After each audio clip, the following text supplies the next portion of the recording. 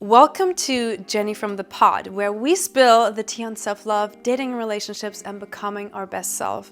Today is going to be an especially juicy episode. I am so excited to have my friend, but not only my friend, but a multi-million-dollar CEO and coach, Juliana Garcia, who has built her empire over the last few years, moved here as an immigrant Latina, from Colombia to Los Angeles, where she resides now. And I'm so excited for us to talk about redirection from the universe, how to respond when shit hits the fan, and learning how to trust your path, even if it looks like it is not going your way. Welcome! The best topic ever. I wish 5 years ago I had this podcast in my life. I know. So our aim is to empower you through this amazing, unique story Juliana's going to share with you guys. And I'd love to just start off by you telling us a little bit more about yourself, about your journey, about you becoming this businesswoman, but also just becoming this badass that you are today. Yeah, oh my God. So I will make sure that I do a short, I want to make it short because I feel like I have lived 9 different lifetimes. My story goes back to Colombia. That's where I was born. Mm-hmm. And I always knew since I was like 6 years old that I was meant to just have a great life, a bigger life than just living in Colombia. Not that living in Colombia is not big. It's just I knew there was something in me that wanted me to have like 9 different lives. Mm-hmm. I didn't grow up in an environment where what I have created was even possible. Like being a multimillionaire woman, first of all, in America. Oh, yes. That's like not for a little girl in Colombia. I just knew there was something really big that wanted to come out of me. And maybe for those of you who feel this energy in you and you're like, I'm meant to be doing something big with my life. I'm meant to be dreaming big. I just want you to follow that because that's how I felt. So for me, I had this feeling and I knew that I wanted to live abroad. I didn't know where. My parents didn't have like a whole lot of money, but I knew that I wanted to live somewhere else.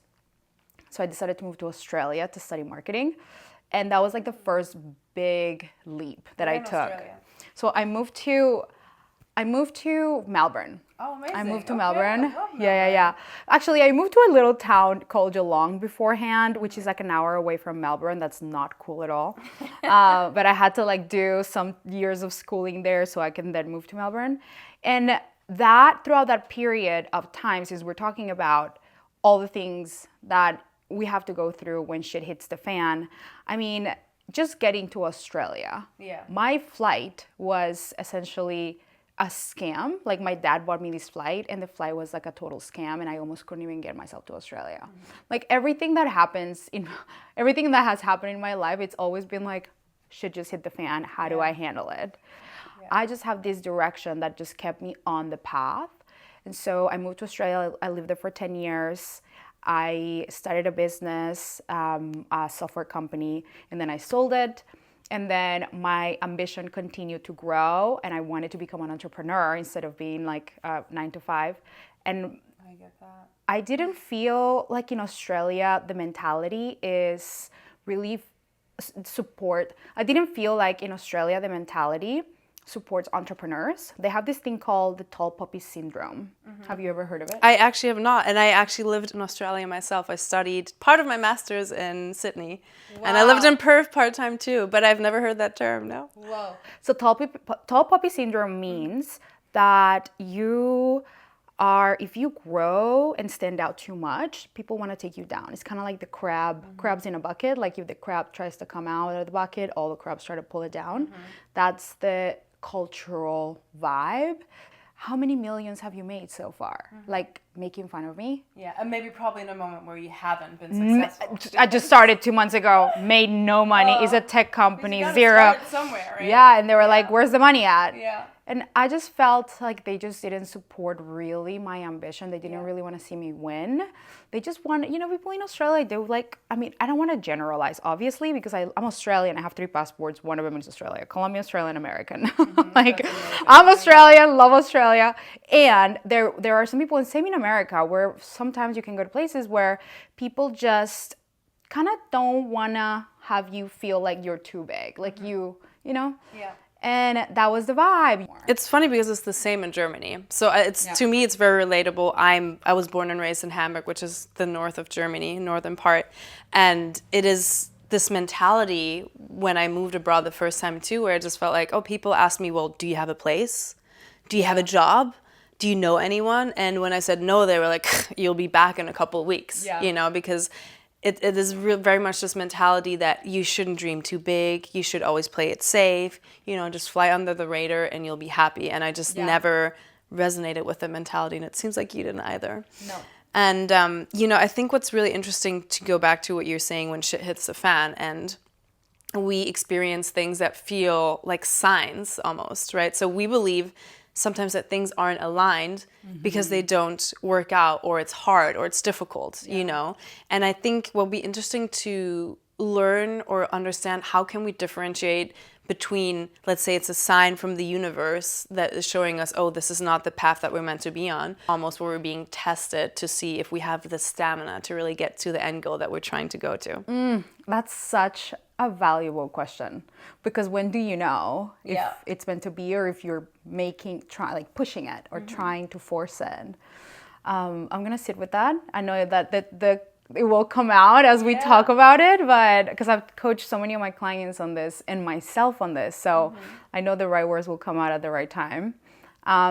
But yeah, so the way that I became an immigrant multimillionaire was simply I decided to move to America. My dad is American and he did not want me to move here. He wanted me to just stay in Australia. And I was like, I'm not doing it. I'm not doing it. And I came here with no money, a big community of entrepreneurs, but I felt like, okay, so wild thing about me is that if I want something, I just do it to the extreme, to which I don't care if I leave behind everything. I came to America for a trip, and then I decided that I was going to stay here. And I left my car, my clothes, my house, my everything behind in Australia. You just said sayonara. I'm not coming Sayonara. Okay. Yeah. So who took care of everything back home in Australia? I had a friend sell my car. Okay, gotcha. My ex-boyfriend, I used to live with him, and he burned all my clothes. Oh my God. Okay. He was so unhappy about the fact that I decided to move here. And not even come back. No, yeah, he was like, I don't know where your stuff is. How could it be upset? And I was like, send me the car money. Like, I was literally just... Did he send you the car money actually? Yeah, a friend did. A friend did, not the ex-boyfriend. Okay. Ex-boyfriend was not happy about it. He did not like it. And all these clothes that I had bought in the UK a year before, and they were brand new, and I just left I literally left all the things. I love clothes, left everything, and I was like, I'm gonna make it work. This is what I want. My spirit wanted to be here. There's something about it when you know something's for you. It's like you just know it. You just know it. And I've had that feeling with men. Yeah. With one man. I'm like, this is right for me. This is right for me. And it turned out it wasn't right. So it's kind of like an interesting thing because... Brings us back to that question. Yeah, exactly. When do you know? I think it's interesting, like sometimes, or like what intuitively comes up for me is when something is really aligned for us and it is in alignment with our vision, there will be hardships, because no matter what it is, no matter what craft you develop, no matter what your goal is, you will have obstacles. Yeah. I think there's a difference between like understanding that there's hardships that help us become a better person versus hardships where things repeatedly don't work out. So let's say, you're just trying to visit a friend or go to a concert or to a land, and every time you try to go, something doesn't work out. This is the sixth time, the flights get canceled, you broke your leg, whatever, and every time something happens, it's like, that would make me question it. But if it's like, is it ultimately something that is just a challenge, but ultimately helps me become a better version of myself or my best self? That could be more in alignment, I think. Yeah, and... You know what I have come to understand? That we are so afraid to make the wrong decision. Should we go for it? Is it a sign? Is it not? If I go for it, am I going to make a mistake? And now everything's going to, and with this relationship that I'm referring to, I thought this person was my husband.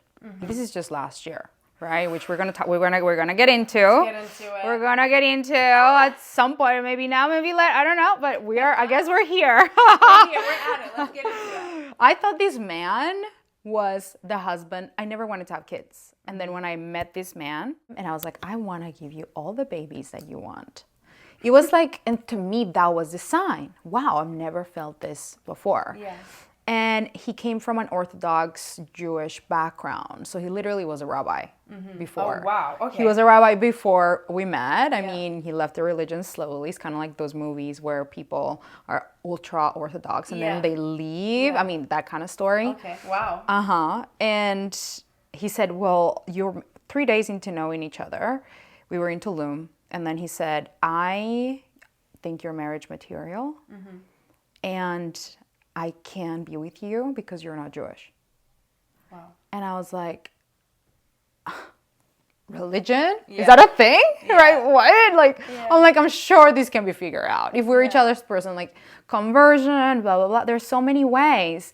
And I was willing to do it all for him. I was willing to go through everything for him.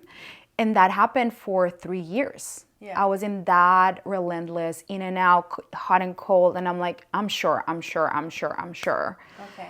So I made decisions that, because I felt deep in my core that things were right with him. And in the end, they weren't. Yeah. So my self-confidence and my intuition, I was like, can I trust myself? If I really felt like this was right for me, and I went and gave it all, but then it wasn't. And so my whole concept of myself and my self-trust was shattered. I'm like, can I even trust myself to make decisions? You know? I can very much relate to that. Very much so. Yeah, I want to hear. Yeah, I think one of the things me and Juliana bonded over last year is just when we had a discussion and, you know, we share stories, we frequently talked about the same things where sometimes things seem aligned, but they aren't. And it's because of the fact that there are people that stay for a season, for a reason, for a lifetime. And sometimes you think it's different than it ends up turning out. And I think, you know, I carried quite a bit like shame and confusion and, you know, so many conflicting thoughts about the fact that for some viewers that don't know, I was engaged to someone for a couple years, and pretty shortly before the wedding, we had canceled the wedding because things had simply not worked out, to put it in easy terms. I'm finding this out today. I know. You guys. You haven't been kept in secret. And this secret hasn't been kept from you. Yeah. Like, it's been kept from me too, so. It's been not really a big topic because I think there was a lot around it that I wanted to process myself, that I wanted to process personally and not public, not in a public setting. And, just understanding and seeing sometimes loving yourself and respecting yourself means walking away from situations that are not meant for you, where you're not being seen, heard, and felt and treated right. Yeah. And it doesn't matter how long you've been in that situation, how long you've been with that person, what your time investment was. Like for me, what it means, like, would you rather be someone who stays with someone for the sake of the time investment and what the public eye would think? Or would you rather be the woman who knows her worth, who respects herself, and walks away to be willing to risk it all, to put herself first and start over when it's the right aligned thing for her to do? Oh, so good. So I feel like, you have a similar story too, last year, where maybe shit hit the fan for you when you guys ended up not being together, and this whole idea and fantasy of being together for the rest of your days kind of crushed and burned. And, I'm sure there was like a lot of confusion around, what am I making out of this? I thought this was meant to be. And you had a hard time maybe trusting in that moment that things will turn out better than they would ever, right, as they are now. So how was that for you? How was your transition into keeping that faith, believing in yourself, putting yourself first, and, leveling up even further as who you are today? Yeah. So first of all, it was one of the hardest things because not only the breakup happened, but then I found mold in my house. And then also my right-hand team member betrayed me. My right-hand woman in my business hadn't signed the NDA. Oh, Lord. And that we had in the beginning of our working arrangement. 2 years later, we realized that she hasn't signed it, and then she decides to start to do the same thing that I'm doing. No. Yes. The same business model that you had created, and she had. And she was doing like little mini minds, which is like a mastermind, like doing the same thing, coaching on the same thing. She had learned she had already a lot of knowledge, but she took a lot from 2 years of working together. She was basically coaching every single one of my clients. The amount of experience and insight and knowledge that you get from that. It was earth shattering, to say the least, because I felt like I could trust her more than anyone. And I asked her so many times, hey, are you happy? Are you happy? How can I support you in your growth? Everything was fine. And then I find out on Facebook that she's like launching her new company on messaging. And it was literally, Big betrayal in a way, huh? Huge. And I haven't really talked about this publicly on my own brand because I always just have this... It's maybe why you haven't talked about your breakup openly. It's like your own time to process.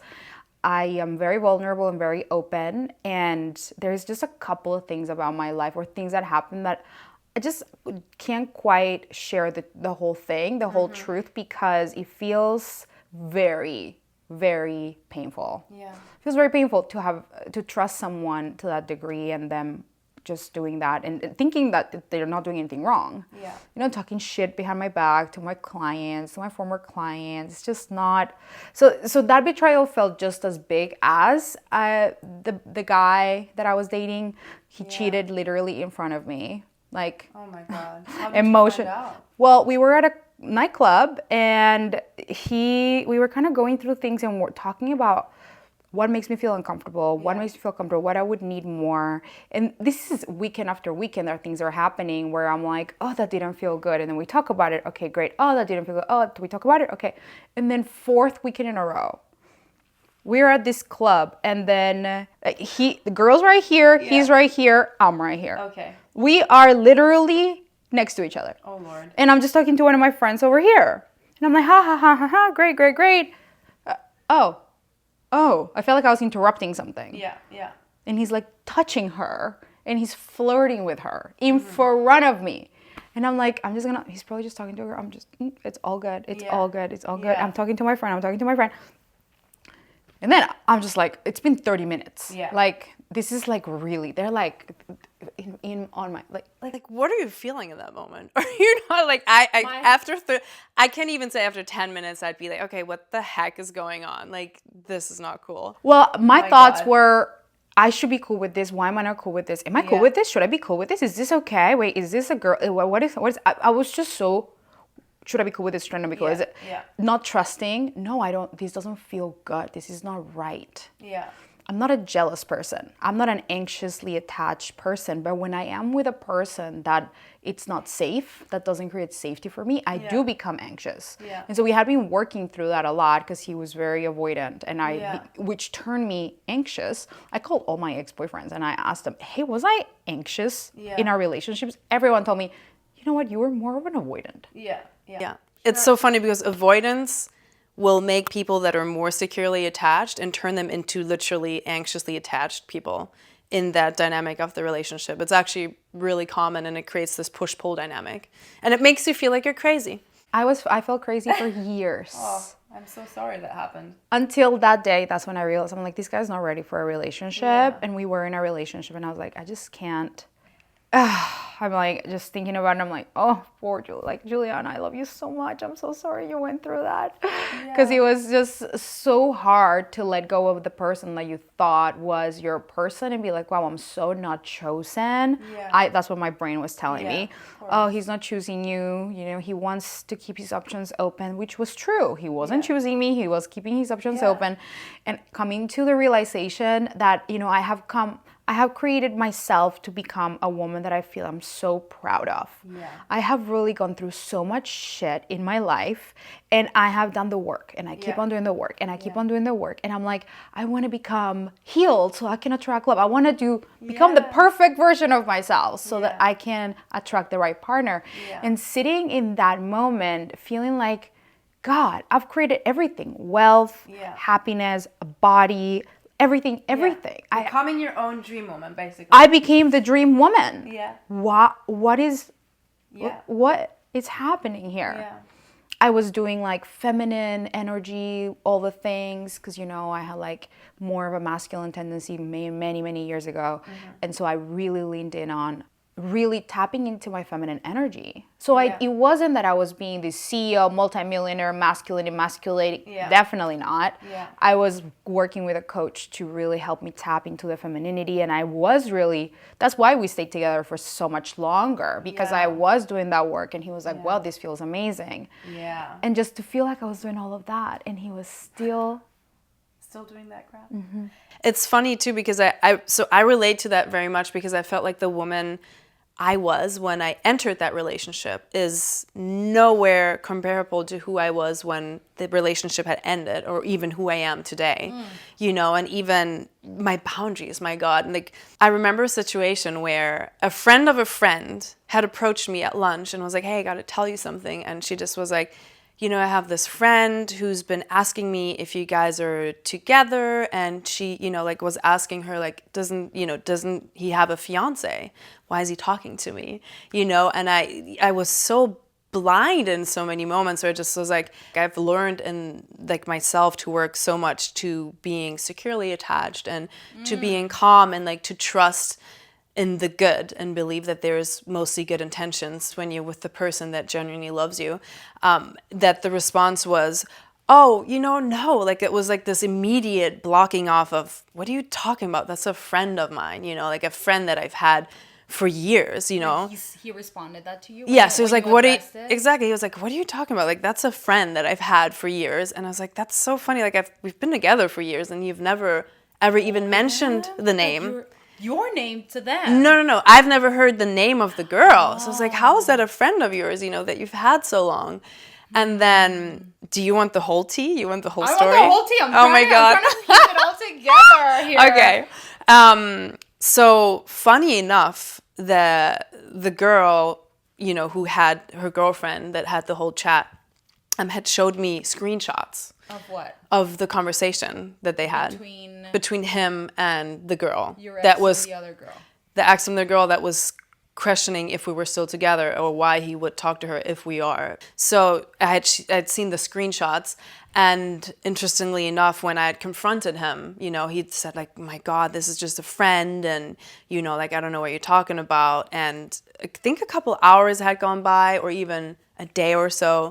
And we talk about it again because I feel, in a way, I was feeling a little weird and worried about it. Right. And the screenshots, like what it said, girls, we always need receipts. Oh my God, receipts are so handy. Oh my God. Stop it with the receipts. Receipts are everything. And the receipt said, messages like, hey, miss your face. And, oh, can we FaceTime later? So he was telling her that? He was saying, miss your face with a smiley face. And like, can we FaceTime later? And he was on set somewhere else at that time. So like, I didn't see those things. So the next day he had the balls. It was really funny actually to go like, because he wanted to comfort me because like, I'm not 100% sure. I don't trust this.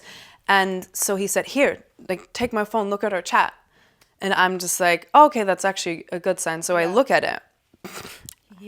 So I looked at it, and he had the nerves to delete this conversation and then show it to me. So I look at that, and he had deleted everything that wasn't PG-13. So it was really just like, hey, how are you? Oh, I hope things have been well. So he had only left that part in. He deleted the real thing. He deleted the real thing. And I'm just like, this is fucking insane. So, and I just say like, well, I was like, I asked him, I gave him the option. I was like, I want you to be honest to me because honesty is one of my core values. And this is really important to me. I said, do you swear on your life and on your mother and on your family that this is all you've ever talked? Oh, God. And he says, he puts his hand on and says, I swear on my life, this is all we've ever talked. And I just was like, okay, right. He's just lying into my face, and this is just a breeding ground for, mistrusting your partner, because it was really hard for me to accept the truth that the person you think you love, and this is not ultimately what led to, the things breaking off. which started me mistrusting that person because they had sworn up and down to be honest with me when they weren't. And like, so many little things of those that happened. We're going to have little bits and pieces over the entire podcast and the entire story. But, this is very relatable for me too, because sometimes, you think you know someone and trust someone. And I think just the version of myself who had chosen this person at that time and point, and maybe that's relatable for you and your ex-partner, just didn't have the insight and the spidey senses and the assessment skills, that I have nowadays, I think, and so you never know. People can change. Did you ever feel anxious in your relationship? Yes. Okay, so I want to say this because I have a theory, and you tell me what you see in your clients. Maybe everyone who's listening can maybe test this theory. I have a theory that if there is a little dose of anxiety underlying your relationship, don't ignore it. Don't blow it up. Don't make it the main character, but be like just watch for it, because I'm currently with a guy that's so secure, obsessed with me. Woo! Like doesn't give me room to even doubt that he's all about this. I'm so which different. Obviously, right?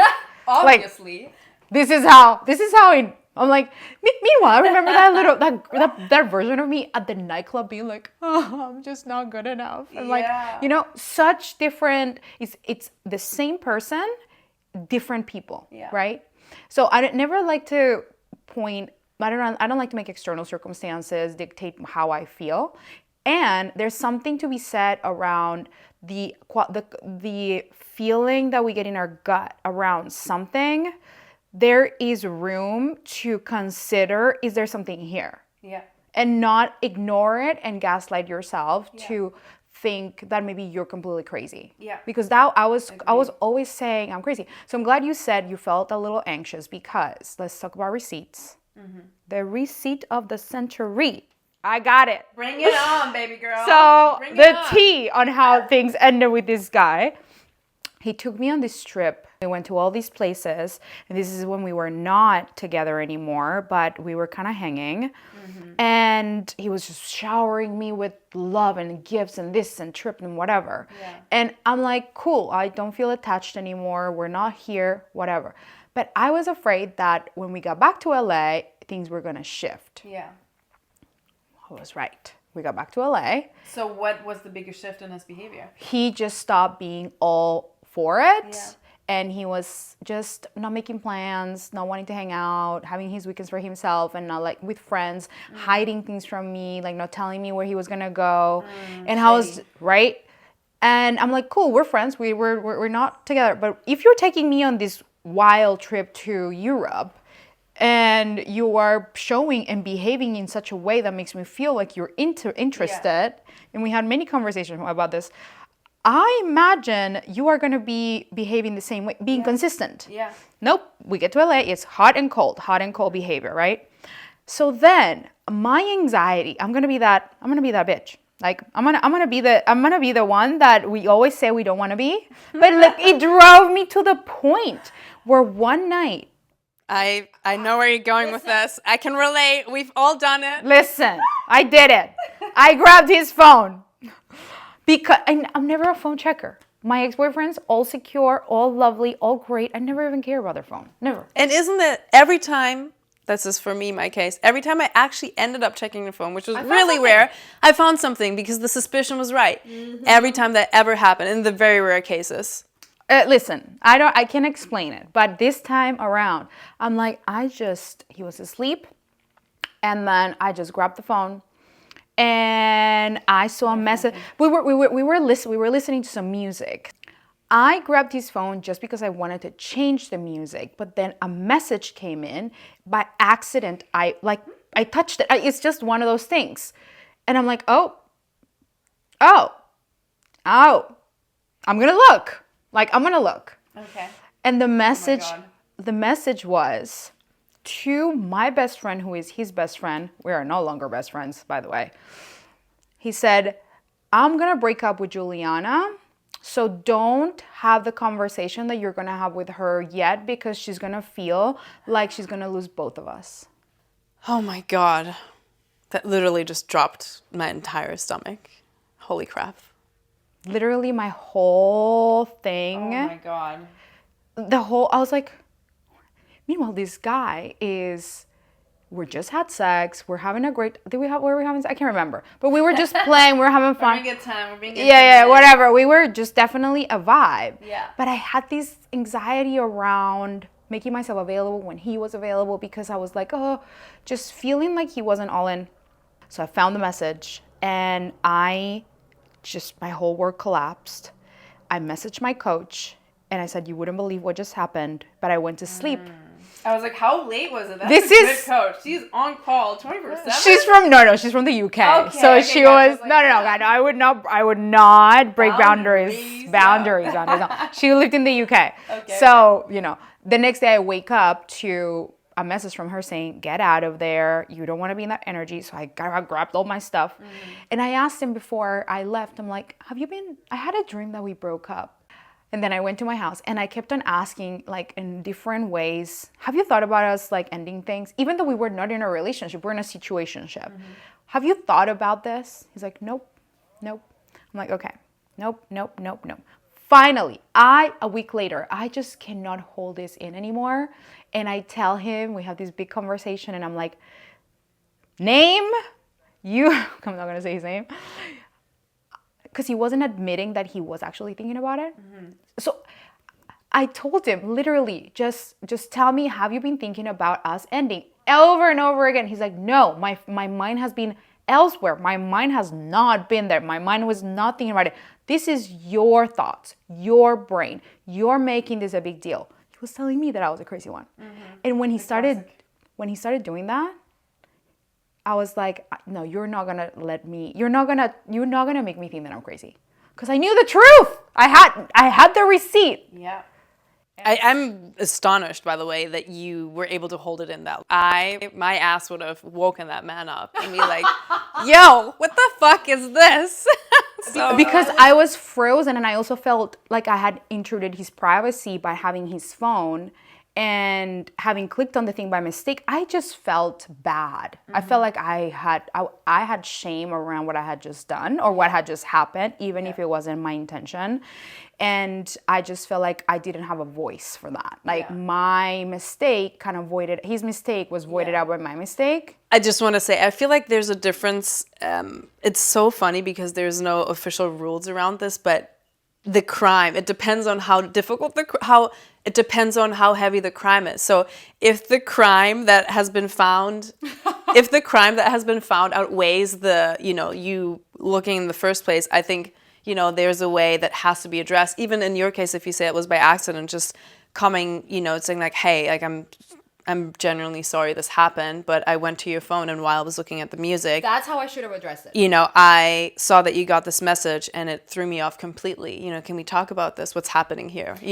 That is the way. That is the way to address it. That is how you professionally do it.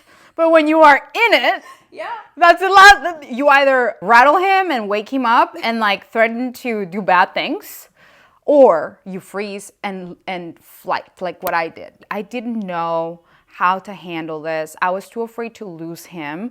I was still trying to protect this narrative that we are meant to be together. Even after after the text, I was like, well, I can't trust, number one, him or my friend, because clearly there's some conversation that they're having about me, about some beef that my friend has with me that no one's communicating, when these are meant to be the closest people in my life. Like, what?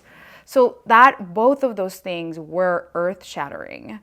But I just didn't know how to handle it appropriately. And so my thing was, I'm not going to make a big deal out of it. I am just going to distance myself slowly. That was my strategy. I'm going to distance myself slowly. In your avoidant cocoon. Yeah. I was like, okay. And he felt it. That's why a week later, he's like, what's going on? Yeah.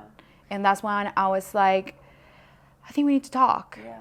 And I said, these are my standards for friendship. Mm-hmm. This is what I would like. Can you provide that? And he said, no. And I said, great. And I said, how do you feel? And he's like, well, I feel sad, but also relieved. And I only heard the sad, because I thought it was bullshit that he said, I feel sad. Why? You've just been telling people that you want to break up. Like, what? Sad what? And I'm like, sad? Come on. Why sad? Like, you don't feel sad. Yeah. You've been thinking about this. Like, nope, I haven't been thinking about it. Nope, I haven't been thinking about it. And I'm like, are you sure you haven't told anyone that you want to end You things asked with? him that? Yes, on the phone. I can't believe you're so Can't have what? just keeping it in. I could not keep this information into myself. I tried my best to like elegantly exit, but I was like, listen, I just want an admission. Did you ever say the words, I want to break up with Juliana, to anybody? And he's like, nope. Wow. Did you ever think? Honesty is not his core. No. So like, and then I had to say, look, Name, what I'm about to say is going to be the end of our relationship for the rest of our lives. Yeah. Probably, because you're going to think that I'm a crazy person or you're not going to respect whatever. But I saw a text where you said this and that. And I heard him type away in his computer to find the text. And he's like, oh yeah, I said it. Oh yeah, yeah. Oh yeah. Oh yeah. Yeah. I forgot. I But told someone I want to break But up. Oopsies. but that's not what I meant. Yeah. Oh, that's a good one. That's not what I meant. That's not what I meant. What I meant was that we were just gonna not have sex anymore. Because we were having sex. I just meant we're not gonna have sex. I'm like, shut the fuck. So literally it was just like the person in my life that I trusted, loved the most, completely lying to me. Obviously, one of my best friends also completely just avoiding having a conversation with me. Just everything shit just really hit the fan. And I said, I gotta be willing to just lose it all, because I want to choose myself. Yeah. They're not choosing me. Yeah. And these are friends that I thought were friends for life. And I think it's hard, to make this decision of choosing ourselves, especially if we have, like friends and partners and circumstances that we're so used to and that feel so familiar, right? I think that sometimes when things feel familiar, we think they are what's supposed to be because it's calming for us, even if it's bad for us. And, even that's a topic we should talk about another day, about when, sometimes we can be anxious, by the way, with a secure partner because of our past. Correct. And it doesn't mean actually that there's something wrong with the partnership, but there's a difference between having that intuitive nudge of, hey, I'm anxious because I think something's wrong. Yeah. But what I really want to know is, in that time where you just, felt so heartbroken and losing your best friend, your partner, literally shit hitting the fan. My woman, my right hand. Yeah, your right hand. So like going through all of that, what gave you the strength to believe that everything's going to be fine and that you're going to get through this, that you're going to come out of it stronger? Or did you have a moment where you actually were like, no, this is the worst. I'm going to die. Like, I cannot take this anymore. Okay, so I'm going to say something that I haven't said publicly ever, and you can cut it if you don't want it here. We're being unapologetically ourselves here, so please take the room. Okay. It may be a trigger warning also. I just want to warn people. It got to the point where, this man broke up with me around March, end of March, and my birthday is April 9th, which is today. And he had planned this whole trip for us, and he had done all these things. And then all of a sudden we broke up and he canceled the whole thing. He went on his own, and he knows that birthdays are everything to me. I don't care about Christmas, I don't care about anything. Birthdays are everything. And it's her birthday today. Today's my birthday. And I found myself completely lonely on my birthday, to the degree where I had to call the suicide line. After I got back from a party that they hosted at his house, and they sang me like 300 people sang me happy birthday. And I went home and I felt so sad and so empty, because all I wanted was just to be with him. Yeah. And just for us to be good. Yeah. Right? That I was sourcing all my happiness from him. So to the point where I needed to talk to a stranger and have her tell me everything's going to be okay, because I didn't believe everything was going to be okay. I really didn't think that it was going to be okay. And I spent an hour and a half with her on the phone at like 3 a.m. and thinking, I think this is going to be my last birthday. Yeah. And I was happy. I was like, I have a great life. I have a great life. I created amazing things. I'm good. I don't need to go through more of this stuff. Like, I'm good. Yeah. Like, even the night, this is really TMI. You can cut it, but I'm going to tell you. The night that I found that text message, I was in such distress that, like, I Googled how to get a gun. Wow. And I got like, oh, you need a permit, like the whole thing. And I couldn't, it was too much work. Buying a gun is hard work. Like, especially in California. I mean, I was like, dang, I might need to go to Florida for this. But that's where my brain was. My brain was, is this over? Let's go, goodbye. And nobody could ever tell from the outside because nobody can tell from the outside. It felt like, like there must have been such a big emotional charge and burden that you were feeling in that moment that it was maybe hard to handle, like too much to handle. And that's what happens. Our emotional bodies can get to a point where they're so overwhelmed that there's nothing else that feels like an option other than like ending it. Yeah. And I never had suicidal thoughts in my life. Never had suicidal thoughts. It was, actually, no, when I was 13, I had suicidal thoughts, but it's not something that was reoccurring in my life. Never had depression, didn't really know what depression was. That was the lowest. So when you ask me, how did I get myself to get through it and to tell myself everything's gonna be okay? The first thing is, if you guys are in a place where you feel completely at the bottom of the barrel, it's okay to feel things may not be okay. Like, I had to let myself feel it might not be okay. It might just not be okay. Because us trying to push, it's gonna be okay, it's gonna be okay, it's gonna be okay, it's gonna be okay. It's gaslighting. It's like, I just don't believe it. And I'm like, I think this is not gonna be okay. It's not gonna be okay. And the reality is, it wasn't okay for a while. Yeah. I had to go through feeling depression, feeling like I was not myself, feeling like, where did the Juliana that I knew, that built all this success, where did she go? She was such a badass, where am I now? I had to grieve the attachment that I had to that version of me that I thought I should be. And I was like, well, this is where I am. This is also the first time I'm hearing this part of your story, and I appreciate you being so vulnerable and sharing this with us, and, showing how much strength you have and strength you've gained through going through something that, was really, really charged for you. And I love that you're referring to leaning into your current state and your current emotions, because this is one of the first things I work on with clients that are going through grief. Just understanding that pushing it away will just prolong the healing process, right? It's like the bathtub where you have a rubber ducky and you can see it as the rubber ducky being pushed down, right? If you say, I don't want to feel this, everything's okay. And I know men do this even more than women. You push it down, you push it down, you push it down, and you don't see it. So you think everything's fine. But the more you push it down, the more one day, pew, the rubber ducky flies up, right? So the more you push it down, the higher it flies up. And it's the same with, like repressing emotions. So the more you try to repress them, the more they're gonna like bleed into your daily life through triggers. Think of your super angry boss. Think of the woman who's always bitchy to you. Think of the people that like project their anger and their repressed emotions in little ways towards the world and others, right? So I think like the most important thing when you have and you're going through a phase in your life that's incredibly difficult is, first of all, seeking professional help, right? Yeah. Being in touch with a healer, a therapist, a coach, whatever it is, or modality that really resonates with 100%. You. But understanding that you're letting yourself die to the present moment. And that's ultimately what I had to do too when I was going through my breakup. I mean, that's a story for another day, but I had a feeling of, I woke up and I really would always think this is, the literal nightmare and how am I going to get through this? And like the more I was like, I'm going to let myself die in this present moment and feel like, this feels like I'm not going to be able to get through this. It feels terrible. I felt so much grief. I felt like the emotions in my chest would just explode if I let them in.